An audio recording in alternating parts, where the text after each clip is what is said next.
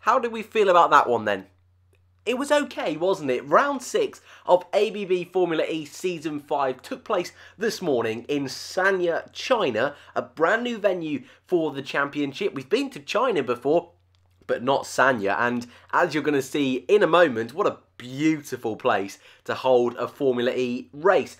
Going into this weekend, we had seen 5 different drivers take victory across the season from 5 different teams, and also we had seen 5 different drivers from 5 different teams take pole position. Going into this weekend, we spoke about it yesterday, didn't we? And I suppose last time out, would we see a continuation of those trends with plenty of drivers, the 2 Nissan cars, the 2 Techeetah cars, and all the teammates of the drivers that had won so far, all in contention for a potential win?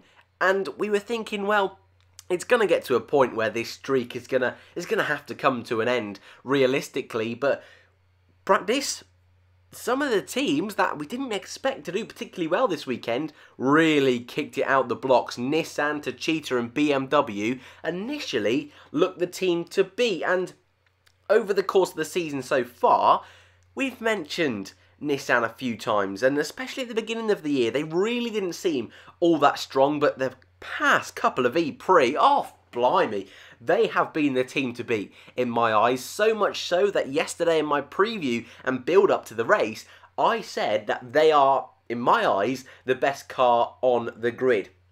Techeetah, another fantastic car, arguably the second best car on the grid. They also hadn't won a race. Nissan and Techeetah, the 2 best cars, had not won a race this year. Nissan hadn't even been on the podium, and Techeetah had only been on the podium in the very first race of the year. But Antonio Felix da Costa and BMW looked strong this weekend, and through the first phase of qualifying, they were the boys to beat.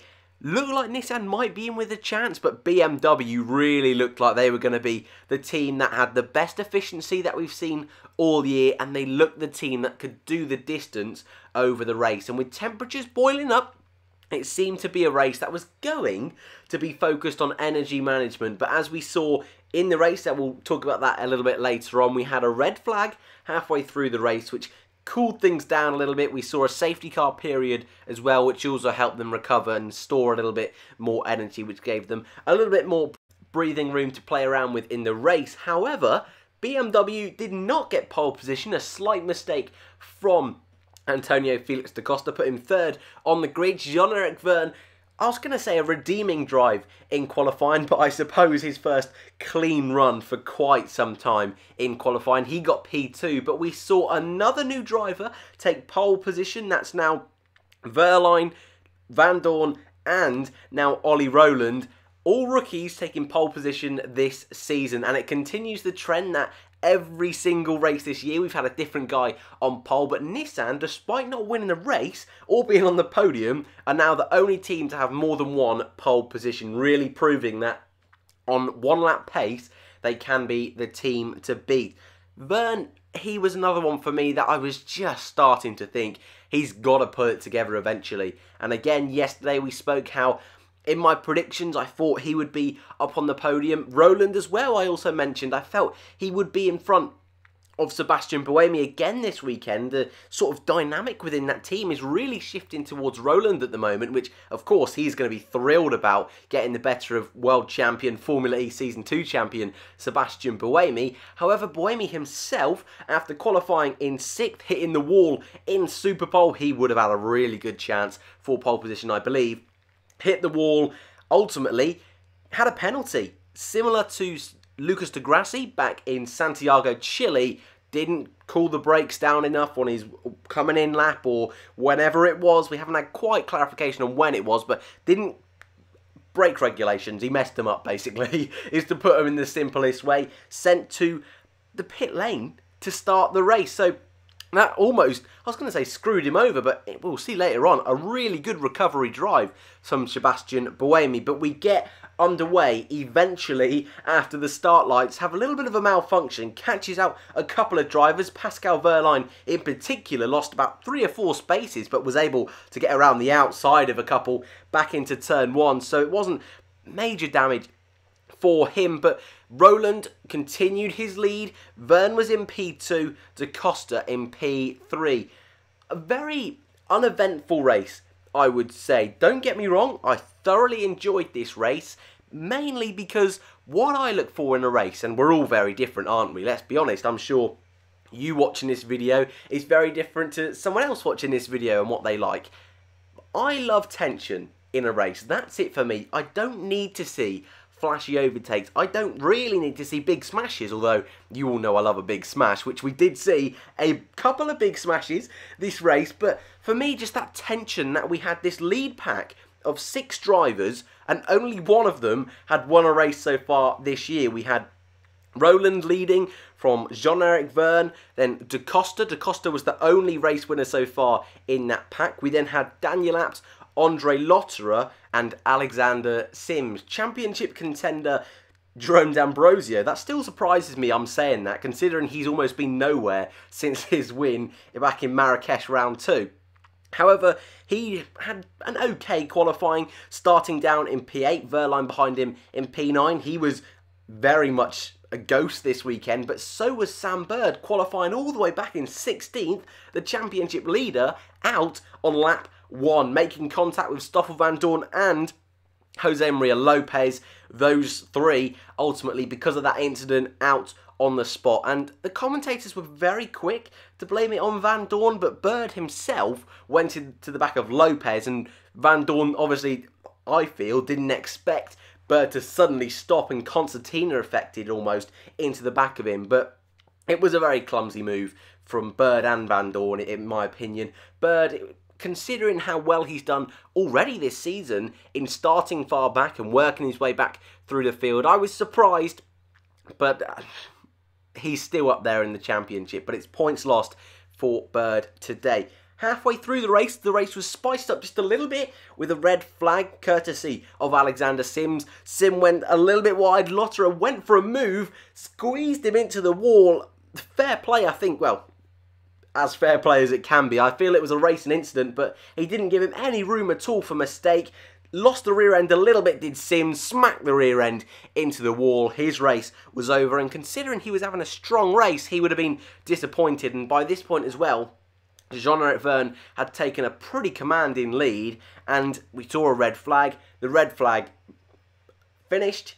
Vergne continued destroying the field and went on to win his first race of the season. A commanding victory for Vergne, and blimey, was he thrilled. After 3 back-to-back-to-back races, scoring a big fat 0 points, scoring 25 for the race win, and getting the fastest lap, 26 points, he is going to be over the moon. An incident late on in the race, I'll quickly just mention. Sebastian Buemi, he was on his little recovery drive that he was doing into the back of Robin Fraines. Robin Fraines was very, I suppose, wishy-washy in defending a move into the tight hairpin between the 2 long straights.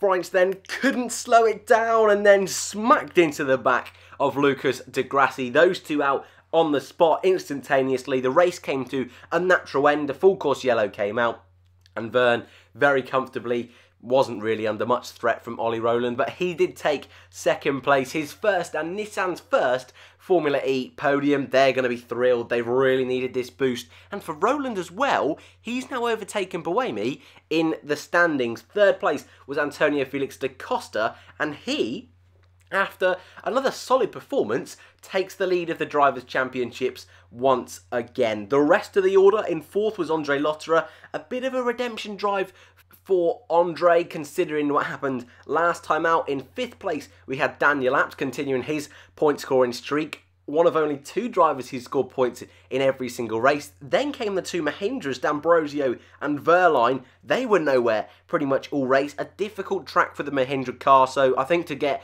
both cars in the points, they'll be happy about, trying to keep their championships hopes alive as best they can.